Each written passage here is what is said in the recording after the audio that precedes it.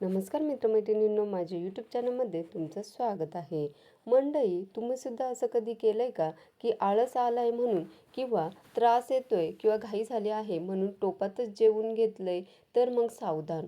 तुमची ही एक छोटीशी सवय घरामध्ये मोठं संकट ओढवून घेऊ शकते, बरं का. कारण हिंदू धर्मानुसार अन्न हे पूर्णब्रह्म मानलं जातं.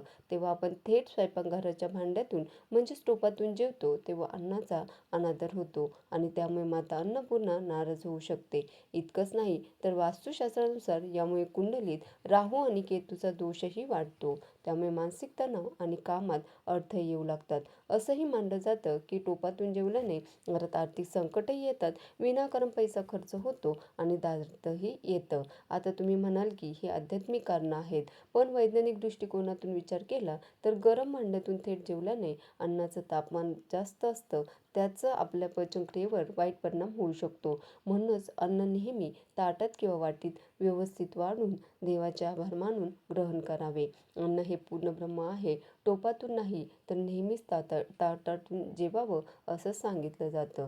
मग तुम्ही सुद्धा टोपात जेवण करता का? आणि यामुळे तुम्हाला कोणते परिणाम जाणवलेत? कमेंट करून नक्की सांगा. धन्यवाद.